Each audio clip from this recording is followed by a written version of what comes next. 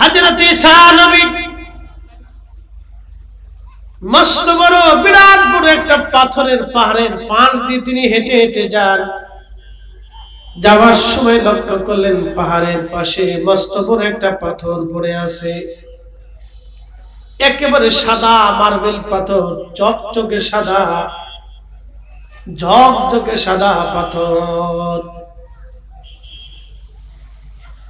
আল্লাহর নবী ঈসা পাথরের চারপাশে ঘুরে আর বলি, ইয়া রাব্বি, এত সুন্দর পাথর তুমি বানাইছো আল্লাহ, জীবনে তো এত সুন্দর পাথর কোনোদিন দেখি নাই আল্লাহ, এত সুন্দর পাথর তুমি বানাইলে আল্লাহ, পাথরের ভিতরে কি দেখতে মন চায়? আমার রব বললেন, ঈসা রে, যদি দেখতে চাও তোমার হাতের লাঠি দিয়ে পাথরের মধ্যে আঘাত করো। হযরত ঈসা নবী পাথরের উপরে লাঠি দিয়ে আঘাত করলেন, সাথে সাথে পাথরের মাঝখান থেকে ভেঙে পাথরটা দুইটা খণ্ডে বিভক্ত হয়ে গেল। ঈসা নবী দেখেন পাথরের মাঝখানে সবুজ একটা লাঠির উপরে ভর দিয়ে সবুজ পোশাক পরা একজন আল্লাহর বান্দা দাঁড়ায়া দাঁড়ায়া আল্লাহর জিকির আদায় করতেছে। বলেন সুবহানাল্লাহ। আমাকে নিয়ে যাও আরো একটা পাহাড়ে, 2-2.5 ঘন্টা বেয়ে বেয়ে বেয়ে বেয়ে পাহাড়ের উপর উঠলাম। আমি বললাম, এত কষ্ট করে পাহাড়ের উপর আপনারা আমাকে নিয়ে আসলেন, কারণ কি? মুসল্লিরা বলল, হুজুর, একটা পাথর দেখানোর জন্য নিয়ে আসছি, পাথরটাকে বলা হয় কালা পাথর। আমি বললাম, এই কালা পাথর দেখানোর জন্য কি আপনারা আমাকে আনছেন? বলে, হ্যাঁ। পাথরটা ফুটবলের মতো গোল, পাহাড়ের পাশে একেবারে কিনারে পাথরটাকে আমার আল্লাহ বাঁধায় রেখেছেন, কেউ ধরে রাখে নাই। পাথরটা পাহাড়ের কিনারে একভাবে পড়ে রয়েছে, গোল, একবারে কালা পাথর বলা হয়। আমি বললাম, এই সাধারণ পাথর দেখানোর জন্য 2.5 ঘন্টা পর্যন্ত পায়ে হেঁটে আপনারা আমাকে উঠাইলেন। বলে, হুজুর না, শুধু কালা পাথর দেখবেন না, আপনি পাথরের উপরে লক্ষ্য করে দেখেন, পাথরের ভিতরে আমার আল্লাহ একটা গাছ লাগায় রাখছে। জোরে বলেন সুবহানাল্লাহ। হায় হায়, আমি দেখি পাথরের ভিতরে একটা গাছ। এখন আপনি চিন্তা করেন তো, পাথরের ভিতরে গাছ, একসাথে বলবেন আল্লাহু আকবার। আমরা গাছ লাগাইছি কোন জায়গায়? মাটিতে। আর ওখানে পাথরের ভিতরে গাছ, একটা গাছই একটা পাথরের ভিতরে, একবার ফুটবলের মতো বিরাট বড় গোল একটা পাহাড় পাথর, এটার মাঝখানে একটা গাছ, একটা গাছ। তখন আমি আসার সময় তাদেরকে হাদিস শোনাইলাম, নুজাতুল মাজালিসের হাদিস, যে ঈসা রুহুল্লাহ আলাইহিস সালাম দেখতেছে পাথরের ভিতরে একজন দাঁড়া দাঁড়া আল্লাহর জিকির করে। জিজ্ঞেস করলেন, হে আল্লাহর বান্দা, তুমি পাথরের মধ্যে করো কি? বলে, আল্লাহর ইবাদত করি। কত বছর ধরে করো? বলে, 400 বছর ধরে করি। বলে, খাও কি? বলে, দেখো এই আঙ্গুর গাছে আল্লাহ একটা পাথরের ভিতরে আঙ্গুর গাছ লাগাইছে, ওই আঙ্গুর খেয়ে আমি 400 বছর ধরে আল্লাহর ইবাদত করতেছি। একসাথে বলা যাবে আল্লাহু আকবার? ভালো করে বুঝে, সে আল্লাহ আসেনি? একসাথে বলেন, আসেনি? মায়ের পেটের ভিতরে খাবার দেয় কে? অক্সিজেন দেয় কে? পানি দেয় কে? পুষ্টি দেয় কে? শক্তি দেয় কে? ব্রেন দেয় কে? চোখ দেয় কে? হাত পা বানায় কে? যদি আল্লাহ বানায়, তাহলে দুনিয়াতে আপনার রিজিকের ফয়সালা করছে কে? একসাথে বলেন, কে? এই জন্য কারো রিজিকে হাত দিতে হয় না। কথা ঠিক না? কারো রিজিকে হাত দিতে হয়, কারো রিজিক নষ্ট করতে হয় না, কারো রিজিক নষ্ট করতে হয় না, কারো রিজিকে হাত দিতে হয় না। অবৈধ আর অন্যায় ভাবে রিজিক অন্বেষণ করতে হয় না, বৈধভাবে করে, হালাল ভাবে করে, বৈধভাবে করে, হালাল ভাবে করে, অন্যায় ভাবে না। হযরত ঈসা রুহুল্লাহ ডাকতে বলতেছে, ইয়া রাব্বি, 400 বছর ধরে বান্দা পাথরের ভিতরে বিরামহীন, দুনিয়ার রাজনীতি, সামরনীতি, পেট নীতি, সামাজিকতা সমস্ত কিছু থেকে জুদা হয়ে নিরবিচ্ছিন্ন ভাবে একেবারে একা একা পাথরের ভিতরে নীরবে নীরবে 400 বছর ধরে আল্লাহর ইবাদত করেছে। আল্লাহ এর চেয়ে দামি বান্দা কি দুনিয়াতে আর আসেনি? আল্লাহ ডাকতে বলেন, ও ঈসা, এর চেয়ে দামি বান্দা আমি পৃথিবীর মধ্যে বানাবো। বলে আল্লাহ তারা কারা? বলে তোমার পরে একজন নবী আসবে, তিনি আখিরি নবী, রাহমাতুল লিল আলামিন। আমার নবীর ওই নবীর উম্মতরা হবে এই ব্যক্তির চাইতেও অনেক দামি। একবার জোরে বলা যাবে কি মারহাবা? আমার দিকে তাকায়। আরবিতে একটা প্রবাদ আছে, সরফুল মাকিনা ও সরফুল মাকান, সরফুল মাকানে ও সরফুল মাকিন। কিছু জায়গার কারণে মানুষের দাম বাড়ে, কিছু মানুষের কারণে জায়গার দাম বাড়ে। উম্মতের কারণে রসুলের দাম বাড়ে নাই, বরং রসুলের কারণে উম্মতের দাম বাড়ছে। কথা বল ঠিক কিনা? আমাদের দুরুদে কি নবীর দাম বাড়ে? নবীর কারণে, দুরুদ পড়ার কারণে আমাদের দাম বাড়ে। কথা ঠিক কিনা? খুব মনোযোগ দিবেন, ভালো করে বুঝবেন। তো ঈসা রূহুল্লাহ বলতেছে, ইয়া রাব্বি, আখির নবীর উম্মতরা এত মর্যাদাশীল হবে কোন কারণে? কারণ কি? আল্লাহ ডাক দিলেন, ঈসা, আখির নবীর উম্মতরা মর্যাদাশীল হবে। আমি আখির নবীর ভিতরে এমন এমন রাত দিব, দিন দিব, বিশেষ বিশেষ দিন, বিশেষ বিশেষ রাত আমি আল্লাহ দিব। ওই দিন রাতগুলি এই ব্যক্তির 400 বছর ইবাদতের চাইতে মহামূল্যবান হবে। তার একটা বাস্তব প্রমাণ আজকে দিয়ে যায়। আজকে জুমার দিন চলে গেল, সবাই তো জুমার নামাজ আদায় করেছেন। তো সবাই যেহেতু জুমা পড়েছেন, কিন্তু জুমার মর্যাদা আপনি বুঝে যাবেন আজ। আল্লাহর নবী বললেন, জুমার আযান যখন পড়ে যায়, ইয়া আইয়ুহাল্লাযীনা আমানু ইযা নুদিয়া লিস-সালাতি মিন ইয়াউমিল জুমআতি ফাসআউ ইলা যিকরিল্লাহি ওয়া যারুল বাই', যালিকুম খায়রুল লাকুম ইন কুনতুম তা'মালুন। একবার জোরে বলা যাবে কি মারহাবা? শুনেন, কোরআন বলতেছে, আল্লাহ রাব্বুল আলামিন কোরআনে বলতেছে, হে ঈমানদার, জুমার নামাজের আযান যখন পড়ে যায়, বেচা বিক্রি, ব্যবসা বাণিজ্য, জমি জমা, সন্তান সন্ততি সব তুমি ছেড়ে দাও। সবকিছু ছেড়ে দিয়ে তুমি জুমা আদায় করার জন্য মসজিদের দিকে তুমি ধাবিত হয়ে যাও। কিন্তু আল্লাহর নবী আরো বললেন, মসজিদে যাওয়ার জন্য ওযু গোসল করার পরে সুন্দর পোশাক পরে তুমি যখন রওনা করবা, পায়ে হেঁটে হেঁটে, পায়ে হেঁটে হেঁটে, পায়ে হেঁটে হেঁটে হেঁটে হেঁটে তুমি মসজিদে যাবা।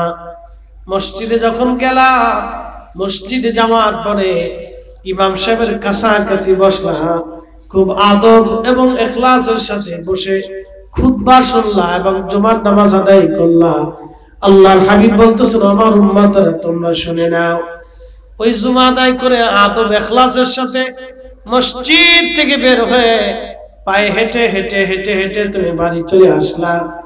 আল্লাহ খুশি হয়ে প্রত্যেক কদমে কদমে কদমে কদমে 1 বছরের সারা বছর ইবাদত করলে যেই নেকি এবং সারা বছর রোজা রাখলে যেই নেকি হবে, প্রত্যেক কদমে কদমে 1 বছরের নেকি বান্দার আমল নামায় আল্লাহ লিখে দিবে।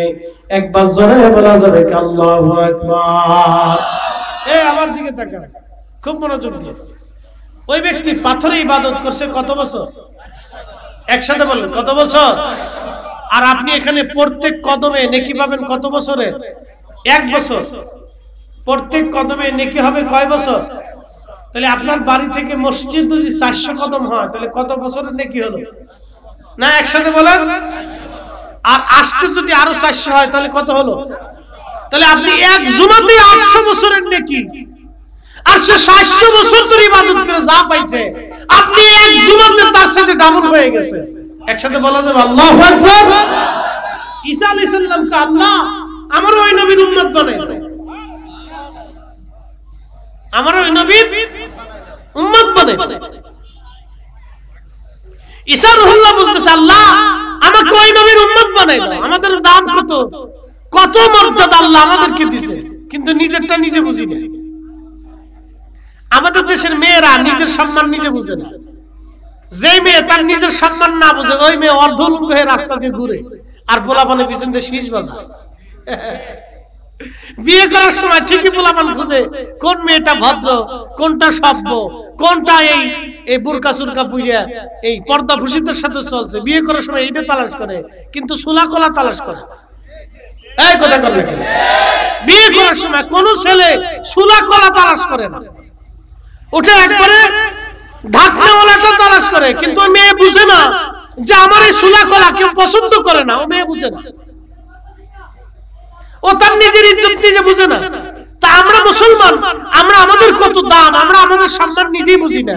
ঈসা আলাইহিস সালামের উম্মত 400 বছর ধরে পাথরের ভিতরে যাহা করছে, আপনি এক জুমাতে শুধু যাবেন আর আসবেন, তার সাথে ডাবল নাকি আল্লাহর রাসূলের উম্মত হওয়ার কারণে আল্লাহ আমাদেরকে দান করছেন। আর উম্মতের দান যদি এটা হয়, তো রাসূলের দান কত হবে? রাসূলের দান যদি এটা হয়, তাহলে নবীকে ইজ্জত কিভাবে দিতে হবে আপনি নিজেই চিন্তা করেন। আমার দেশের অনেকে বুঝে না, তো দলিল দিয়ে কিভাবে বুঝাবো? বুঝতে হলে তো হৃদয় লাগে, হৃদয় ছাড়া বোঝা যায়। যদি লেখাপড়া করলে মানুষ আকল হইতো, তাহলে বিসিএস কমপ্লিট করে একটা ছেলে টেবিলের নিচ দিয়ে ঘুষ নিয়ে গরিব মানুষের রক্ত ঝরাইতো না।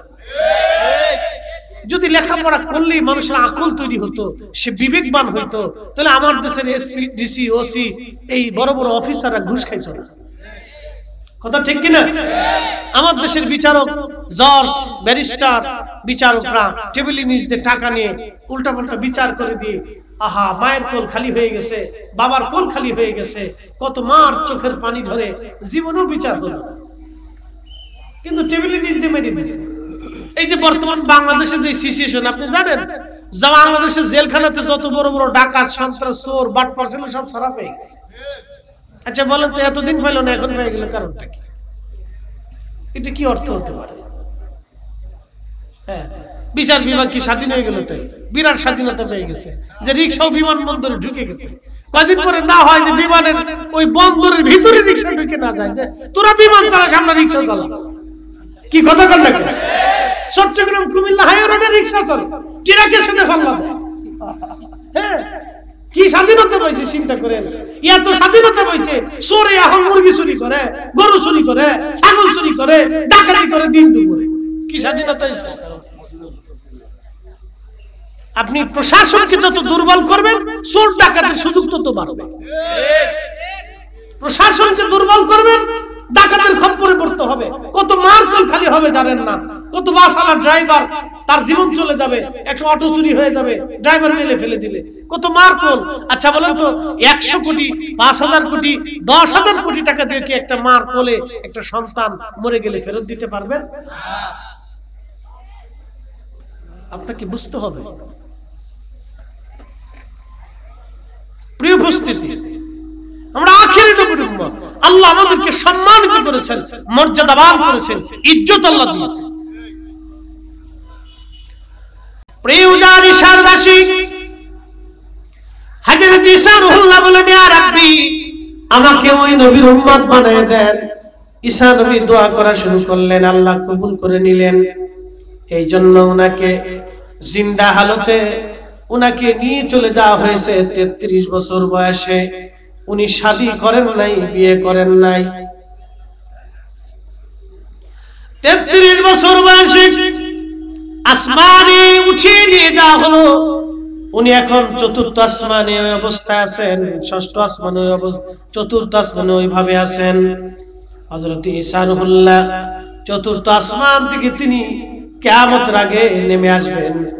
2 ফেরেশতার কাঁধে ভর দিয়ে বর্তমানে বাইতুল আকসা, এই বাইতুল আকসার আগে নাম ছিল আসকালান। এই বাইতুল আকসার যে গাজাতে এখন যুদ্ধ হয়, এই গাজার আগে নাম ছিল আসকালান। এই গাজাটা ছিল একটা ব্যবসায়িক এলাকা, ব্যবসায়িক কেন্দ্র। হযরতে সুলাইমান আলাইহিস সালাতু ওয়াস সালামের বিরাট বড় রাজদরবার ছিল এখানে। সুলাইমান আলাইহিস সালাতু ওয়াস সালামের বিরাট বড় রাজ দরবার ছিল, এখানে বিরাট বড় রাজ দরবার। এই বিরাট বড় রাজ দরবারকে কেন্দ্র করে সুলাইমান আলাইহিস সালাম তিনি খুব মনোযোগ দিবেন। পৃথিবীর মানুষদেরকে তিনি শাসন করতেন, জিনদেরকে তিনি শাসন করতেন, পাখি কুলকে তিনি শাসন করতেন, এবং কি সমুদ্রের প্রাণীদেরকে তিনি শাসন করতেন, স্থলচর জলচর উভয়চর এবং জিন সাম্রাজ্যকে তিনি শাসন করতেন। আল্লাহর নবী সুলাইমান আলাইহিস সালাতু ওয়াস সালাম এই বাইতুল আকসার গাজা, যেখানে হাজার হাজার লক্ষ লক্ষ টন বোমা নিক্ষেপ করা হয়, পুরা অঞ্চলটাকে আজকে ধ্বংসস্তূপ বানানো হয়েছে।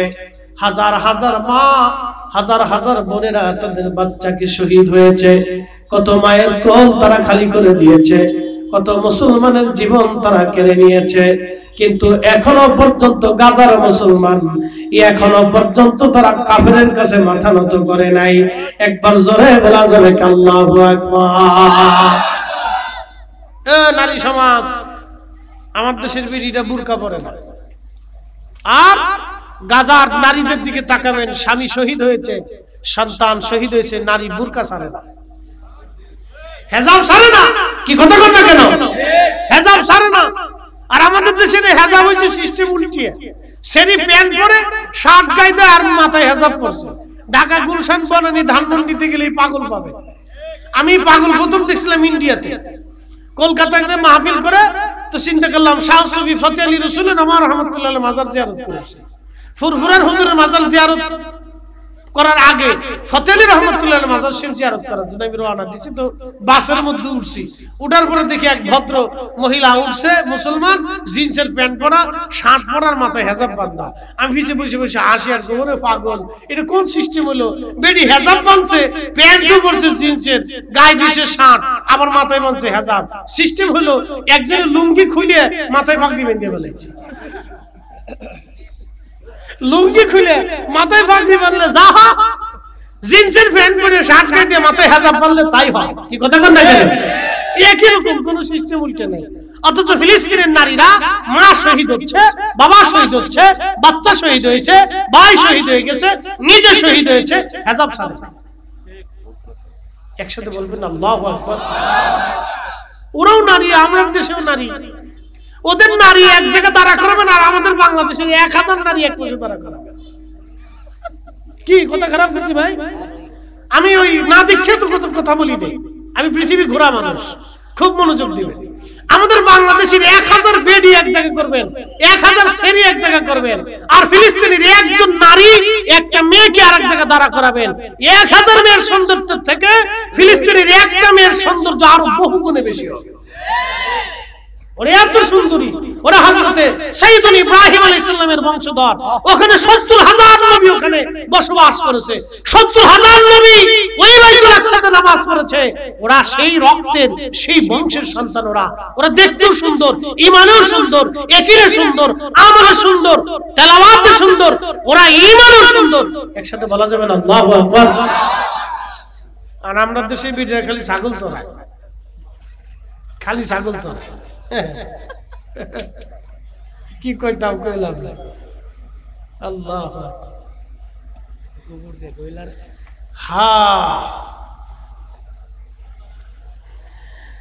প্রিয় উপস্থিতি, কথা ক্লিয়ার, কোনো ভেজাল টেজাল নাই। ওনার 40 বছর পূর্ণ হওয়ার পরে উনি ইন্তেকাল হবেন।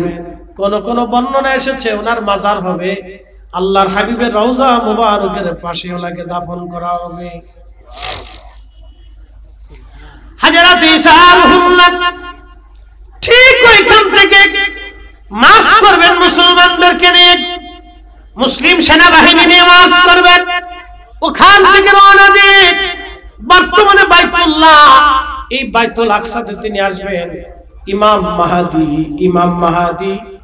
ইমাম মাহদী আলাইহিস সালাতু ওয়াস সালাম তিনি আসবেন।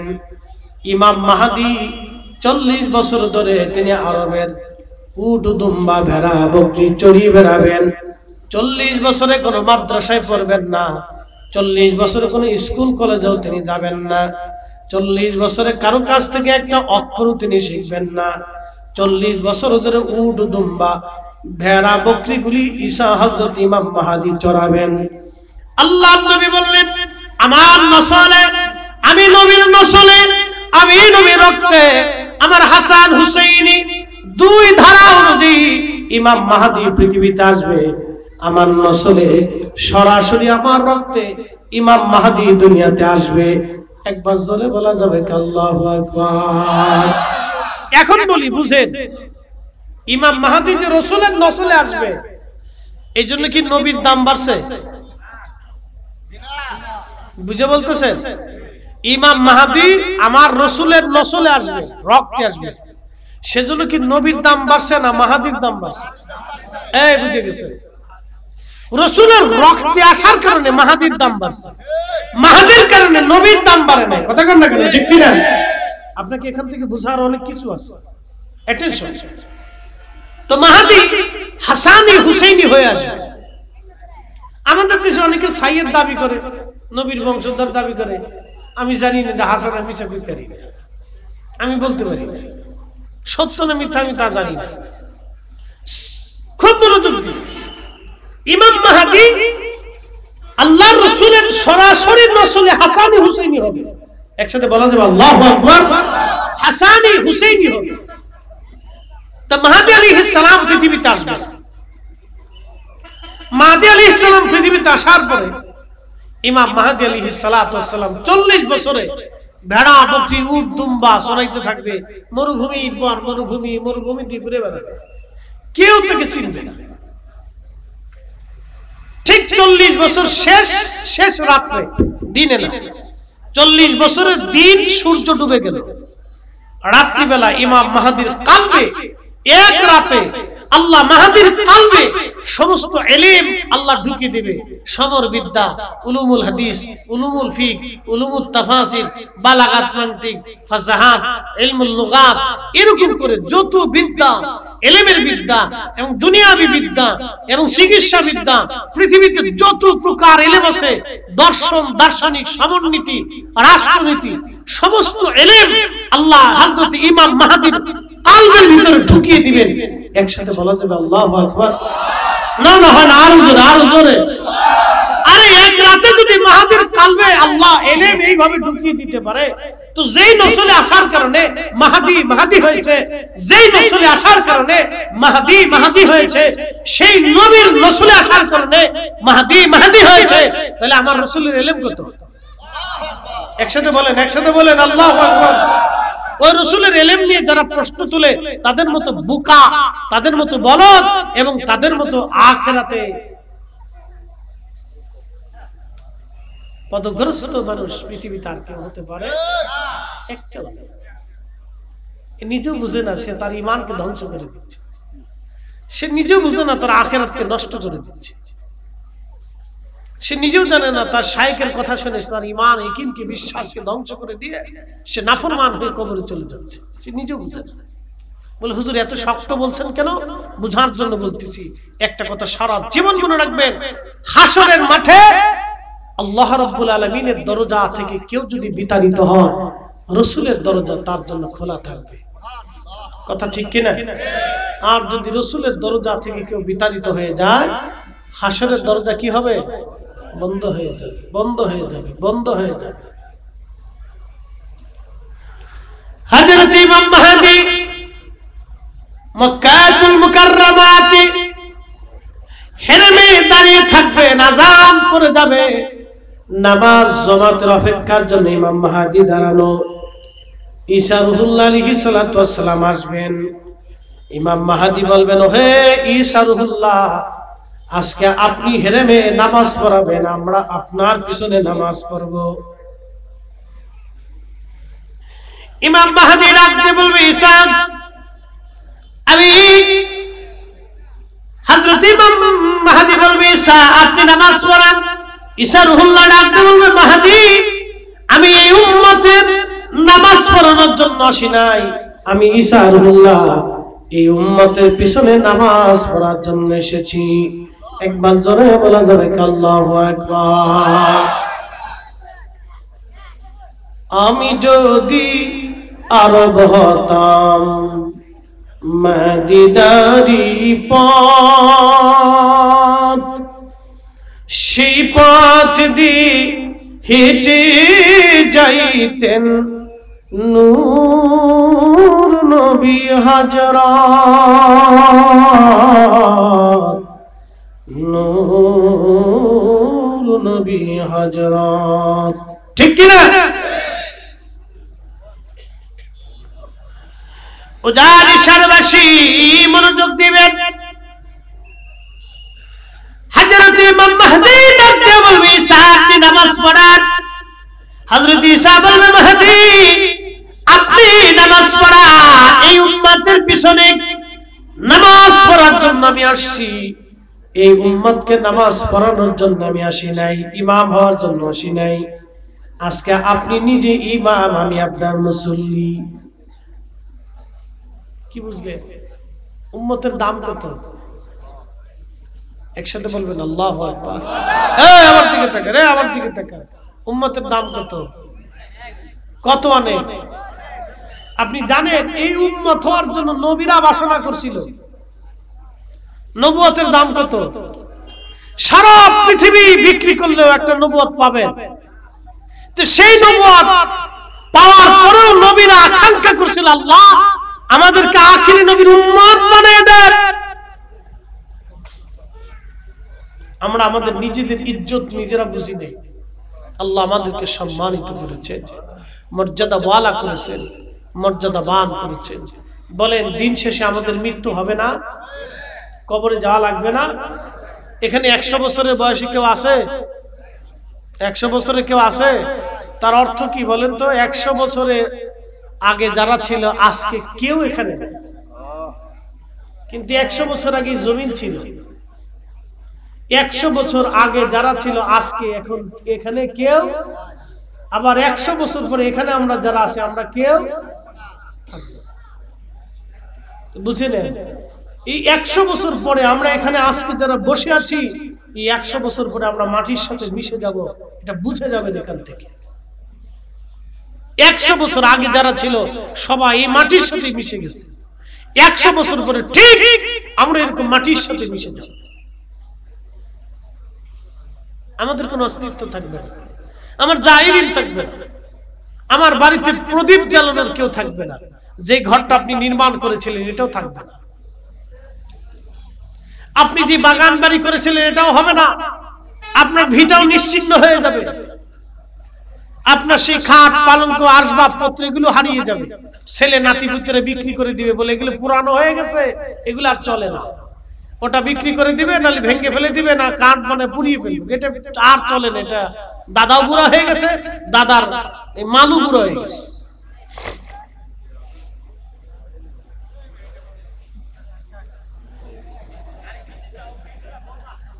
আরে জ্বালা যন্ত্রণা।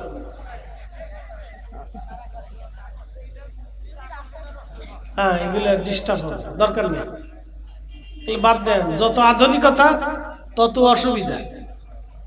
পৃথিবী যত আধুনিক হচ্ছে ততই মানুষ বেঈমান হয়ে যাইতেছে। এই কথা কর না কেন? তত মানুষ কি হচ্ছে?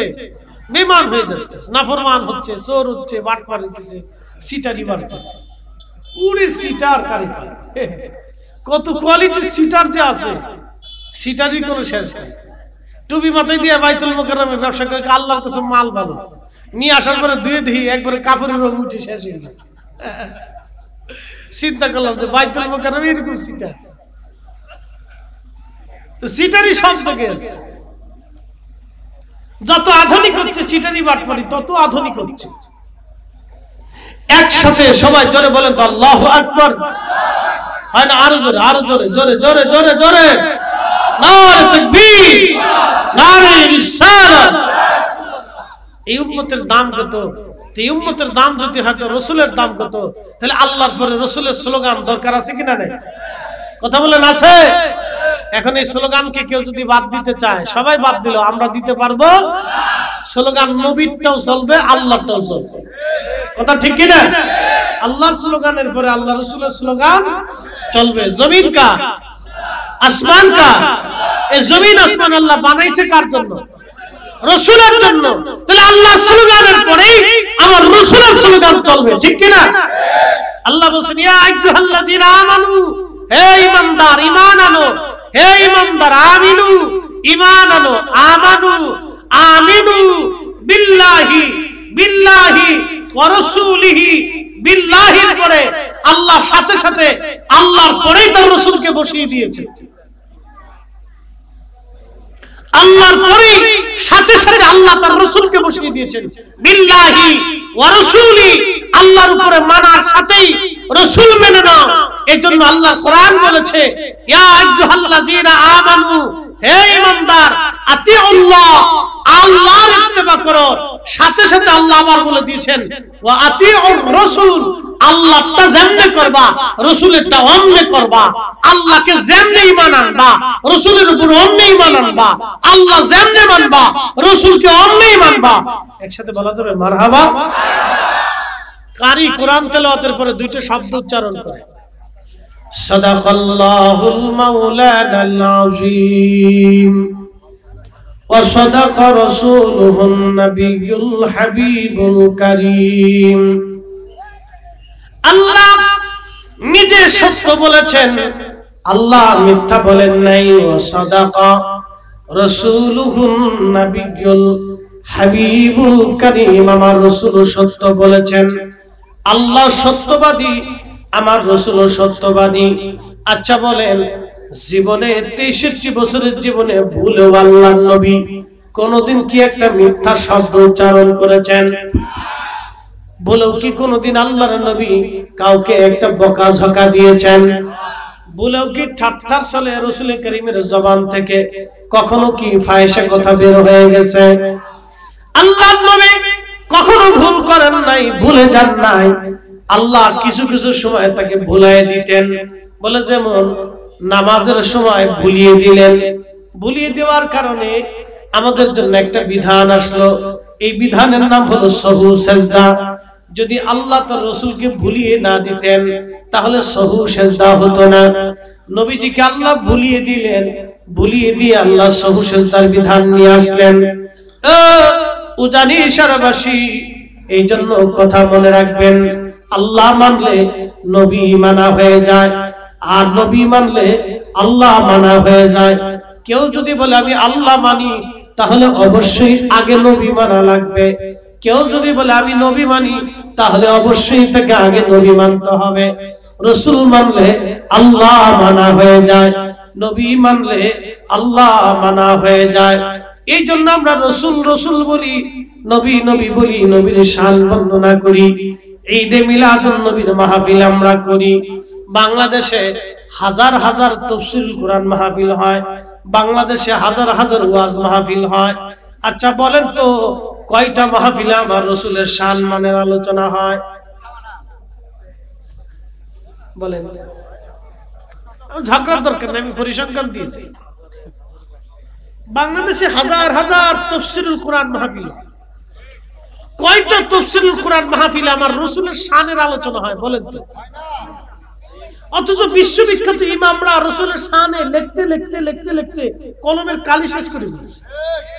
একসাথে বলবেন মারহাবা। কাজী নজরুল আমার রাসূলের শানে লিখতে লিখতে, তিনি তো কোনো আলেম ছিল না। কাজী নজরুল কি কোনো আলেম? সে কি শাইখুল হাদিস, মুফতি আজম, মুনাজারে মিল্লাত? সে জীবনে মক্তবে কোন রকম কোরআন তেলাওয়াত শিখছে। আর আন্ডার ম্যাট্রিক আমার রাসূলের প্রশংসা লিখতে লিখতে 4500 কবিতা লিখে ফেলছে। একসাথে বলবেন না মারহাবা। আর জীবনে শেখ সাদি হতে পারত না। শেখ সাদির নাম জীবনে কেউ মুখেও আনতো না। শেখ সাদির নাম জীবনে কেউ মুখে আনতো না। একটা নাত ওনার জীবনকে ধন্য করেছে, একটা নাত। বালাগাল নাবি কামালিহি কাশাফাত তুজাবি জামালিহি হাসনাত জামিউ খুসালিহি। সাদিয়ার লিখতে পারে না, সাদিয়ার লিখতে পারে না। চিন্তায় চিন্তায় চিন্তায় চিন্তায় সাদি ঘুমিয়ে পড়েছে। স্বপ্নের ঘরে দেখে রে রাহমাতুল লিল আলামিন শেখ সাদির ঘরে তশরিফ এনেছে। জোরে বলবেন কি মারহাবা। নারে তাকবীর।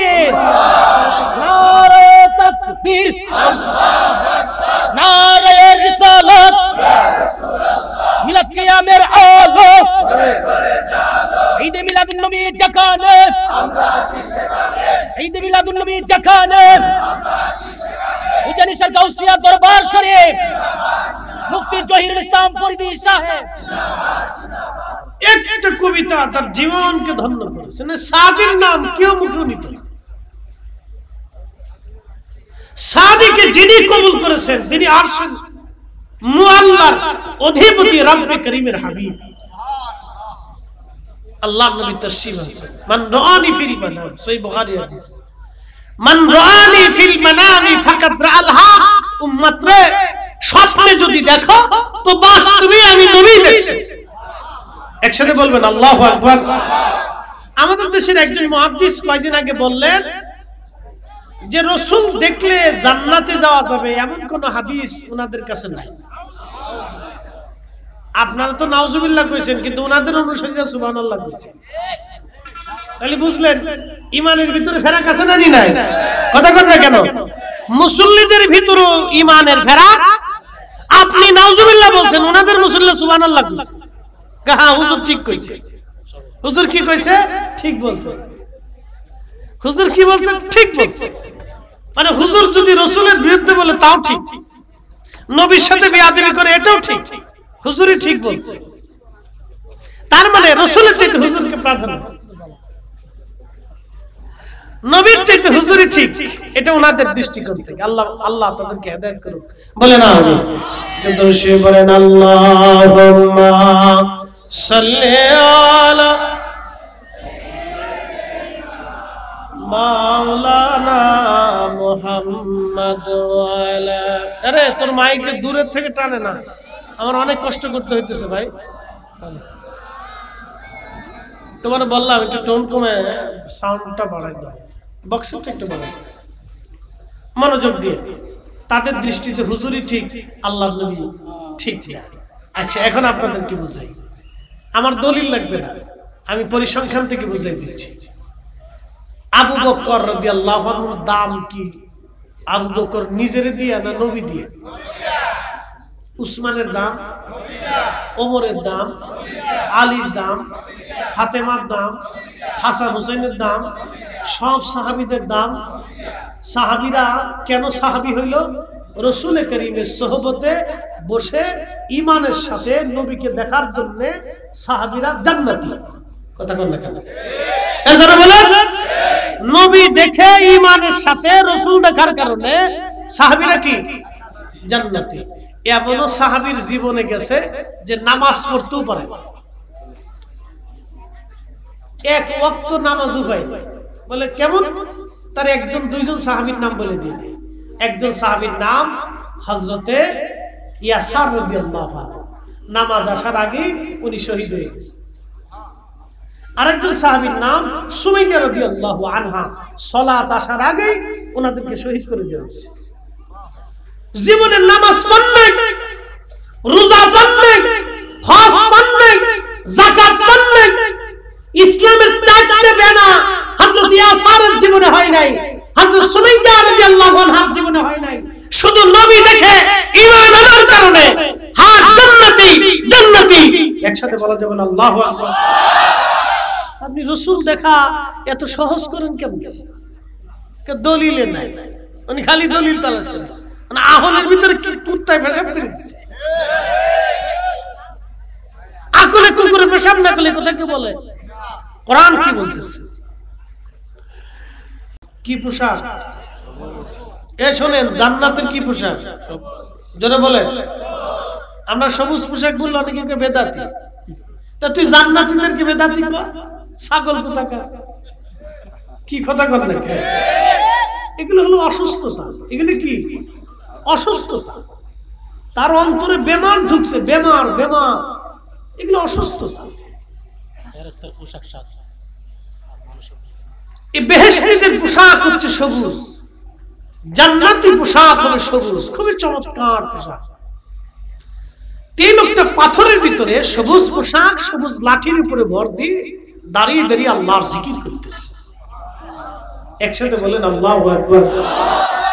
আচ্ছা, এখন প্রশ্ন করি, পাথরের ভিতরে আল্লাহ মানুষ বাঁচাইতে পারে কিনা? পারে। আমি ভুটান গেছিলাম, ভুটান আজ থেকে অনেক বছর আগে। ভারতের জলপাইগুড়ি, শিলিগুড়ি আর কুচবিহারের অনেকগুলি মাহফিল শেষ করে তো জলপাইগুড়ি জেলার একটা বর্ডার আছে জয়গালা, এখান থেকে ভুটানের বর্ডার। তো তখন ভারতীয় ভিসার মাধ্যম দিয়ে ভুটানে যাওয়ার সুযোগ ছিল, এখন কেমন হয়েছে জানি না। তো জয়গার মাহফিল শেষে মুসল্লিরা বলল, হুজুর তাহলে আপনাকে নিয়ে একটু ভুটান ঘুরে আসি। বললো চলেন, এই পাসপোর্টে ভিসাতে যদি যাওয়া যায় তো সুবিধা হলো। আবার ওরা কি কি ওদের পাসপোর্ট দিয়েছিল, সাপোর্ট দিয়ে নিয়ে গেল। তো নিতে নিতে নিতে নিতে বৌদ্ধ মন্দিরে নিছে, পাথরের পাহাড় কেটে চমৎকার করে মন্দির নির্মাণ করছে। বৌদ্ধ ভিক্ষু আছে, বৌদ্ধদের হুজুর, মাথা টাক ওরা এক ধরনের পোশাক পরে, হলুদ কোয়ালিটির এই জাতীয় পোশাক ওরা পরে।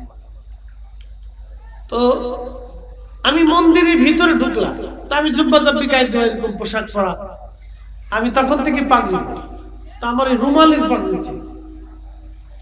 তো ভিতরে ঢোকার পরে যে প্রধান বৌদ্ধ ভিক্ষু আছে, তাদের ধর্মের প্রধান, যিনি ওই মন্দিরের দায়িত্বে আছে, এটা জাতীয় বৌদ্ধ মন্দির, তার মানে ভুটানের বৌদ্ধদের প্রধান হুজুর আর কি।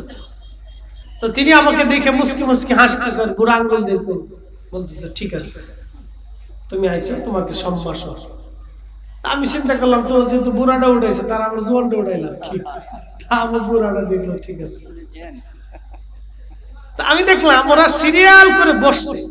আমাদের দেশে ছেলেরা কোরআন শরীফ পড়ার সময় সিরিয়াল করে বসে না, তো ওদের ধর্মগ্রন্থের নাম হচ্ছে ত্রিপিটক। ত্রিপিটক একবারে সেম আমাদের এই কোরআন শরীফের মতোই বান্ডিলিং করা। তা আমাদের কোরআন শরীফ যে রিহালের মতো রাখে, ওইরকম ওই জাতীয়, সেম রিহাল না, ওইরকম জাতীয় ওরা ওটার উপরে রাখছে, রাখে ওইরকম ত্রিপিটক পাঠ করতেছে। একজনে বাঁশি বাজায়, আরেকজনে ত্রিপিটক পাঠ করে, বাঁশির সুরে সুরে ত্রিপিটক পাঠ করতেছে।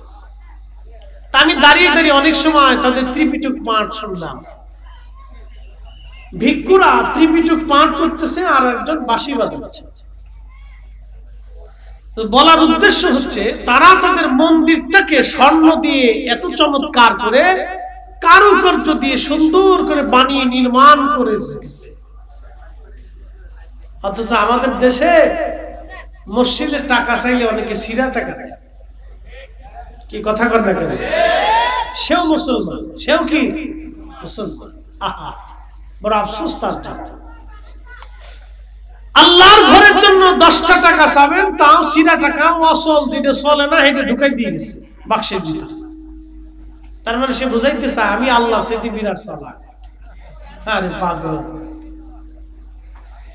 نحمده ونستعينه ونستغفره ونعوذ بالله من شرور أنفسنا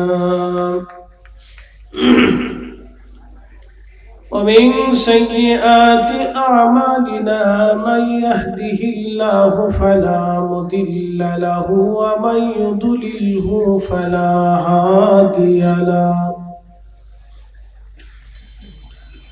ونشهد أن لا إله إلا الله وحده لا شريك له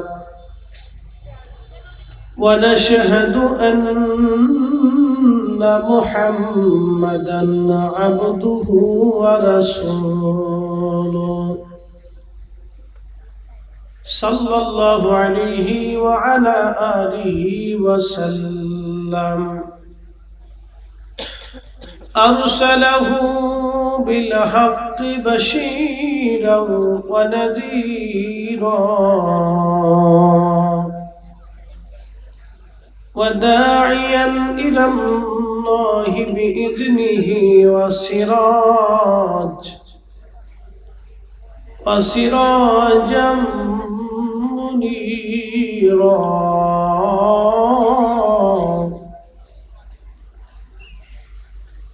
أما بعد فقد قال الله تعالى في كلامه المجيد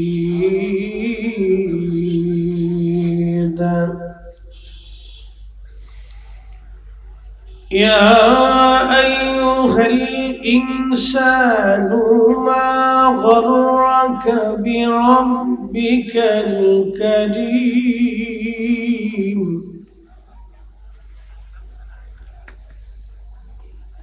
الذي خلقك فسواك فعدلك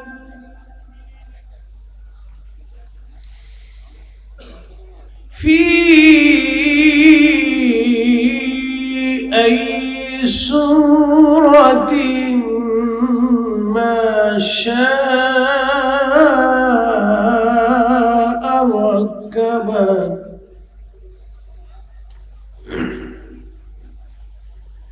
كلا بل تكذبون بالدين وإن عليكم لحافظين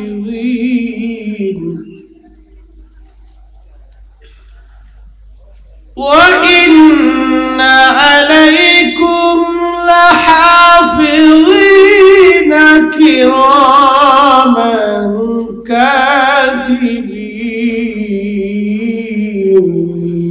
كاتبين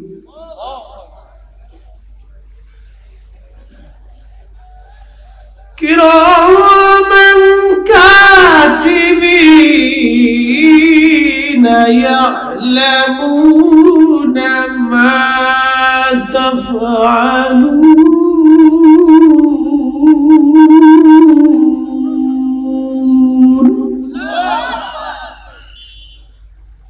صدق الله المولانا العظيم وصدق رسوله النبي الحبيب الكريم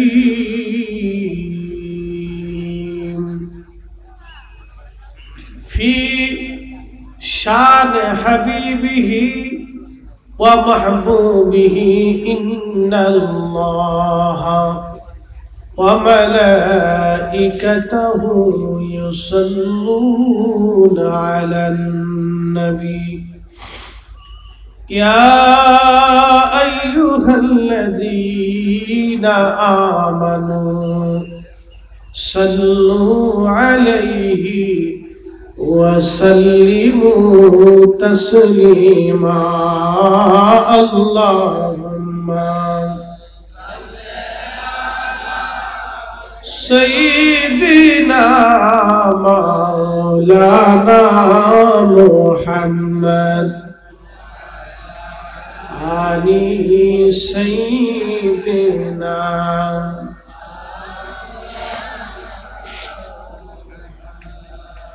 নবীর ইশকে যার দিল ভাই এ ভুবনে কাঁদে না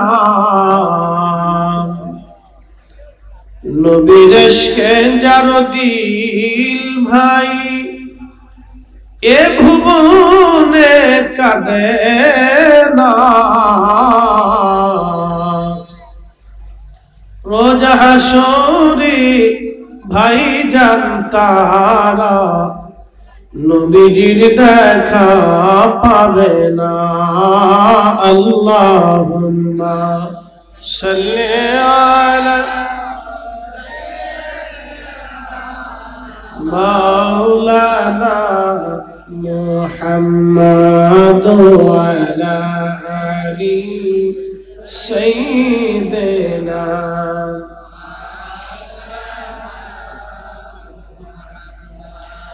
উড়ে যাউরি মাহফিলের হাওয়া যাউরি উড়ে মদিনায় আমাদের দুরূদ পৌঁছে দিও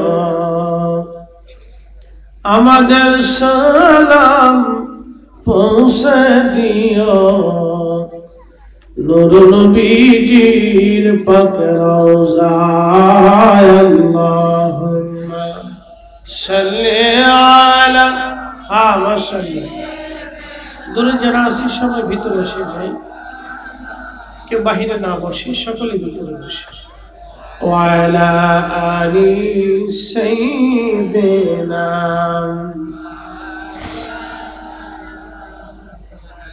আমাকে আজকে বেহেশতের বাগানের ভিতরে বসার সুযোগ করে দিয়েছে।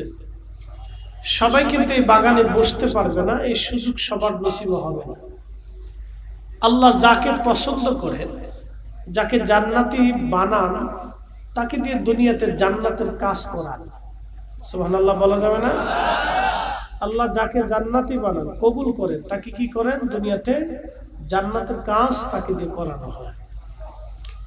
তিনি দুনিয়াতে এই কাজগুলি আঞ্জাম দেন।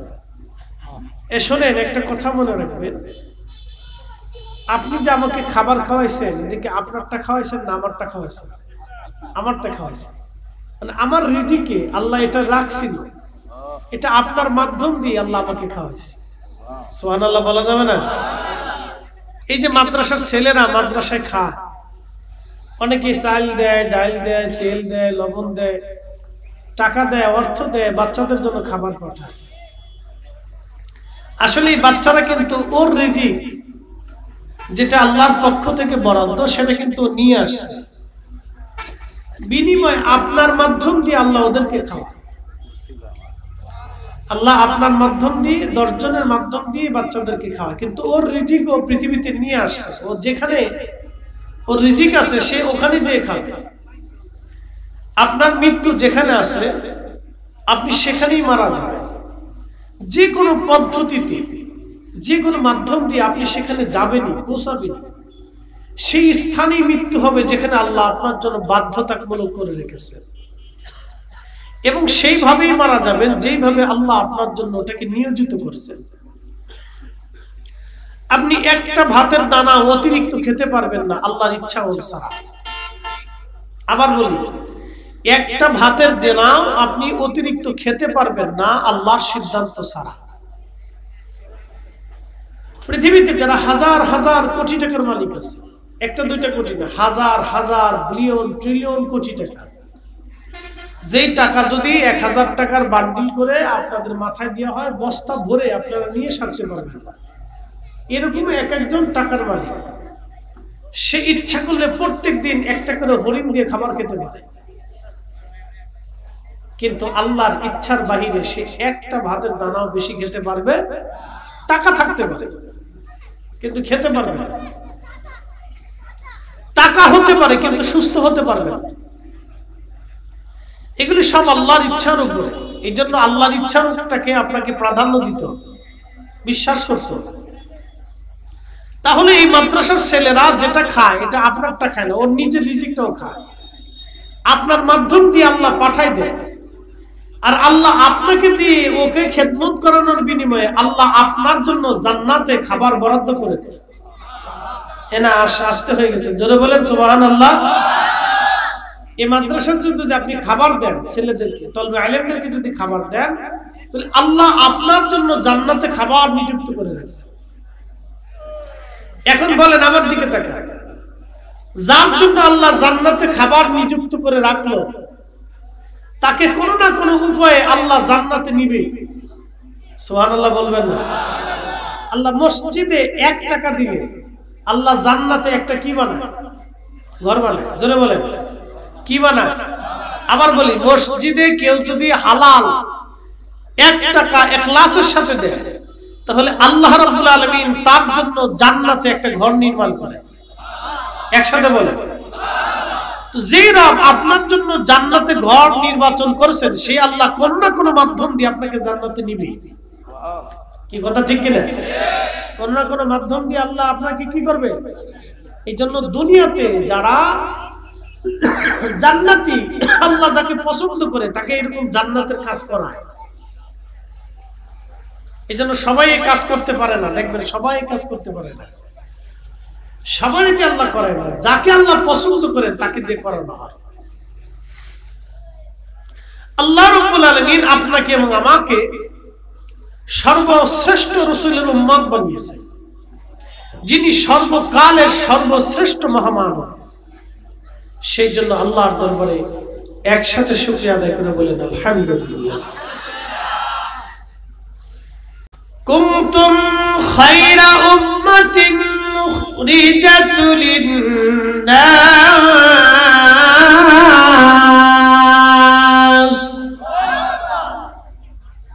আচ্ছা বলেন, কোরআনের কোন বাক্যের ভিতরে ত্রুটি আছে? সন্দেহ আছে? আল্লাহু আকবার। এটা একবারে পৃথিবীর শ্রেষ্ঠতম বিশুদ্ধ বাক্য। কুনতুম খায়রা উম্মাতিন উখরিজাত লিন-নাসি তা'মুরুনা বিল মা'রুফি ওয়া তানহাউনা 'আনিল মুনকার। হে আমার আখিরি নবীর উম্মতেরা, তোমাদেরকে আমি আল্লাহ রাব্বুল আলামিন পৃথিবীতে সর্বকালের সর্বশ্রেষ্ঠ জাতি হিসেবে কবুল করেছি। একসাথে বলবেন সুবহানাল্লাহ। আপনারা বুঝেন না মর্যাদা, আবার বুঝেন। আপনি নিজের মর্যাদা বুঝেন নাই, আবার বুঝেন। কুনতুম খায়রা উম্মাহ, আল্লাহ তার পবিত্র জবানের ভাষায় বলতেছে, কুনতুম খায়রা উম্মাহ, তোমাদেরকে সর্বশ্রেষ্ঠ জাতি বানিয়েছি। আদম সফিউল্লাহ থেকে শুরু করে ঈসা আলাইহিসসালাম পর্যন্ত যত জাতি আসছে, যত নবী আসছে, যত উম্মাহ আসছে, সব উম্মাহ থেকে তোমাদেরকে সর্বশ্রেষ্ঠত্ব দিয়ে আমি পৃথিবীতে পাঠিয়েছি। একসাথে বলা যাবে আল্লাহু আকবার। আমাদের কত দাম আল্লাহ দিয়েছে, চুরি করার জন্য, ডাকাতি করার জন্য, মারামারি করার জন্য, ফাসাদ করার জন্য, ঝগড়া বিবাদ করার জন্য না, এগুলির জন্য আল্লাহ আমাদেরকে সর্বশ্রেষ্ঠত্ব দেন।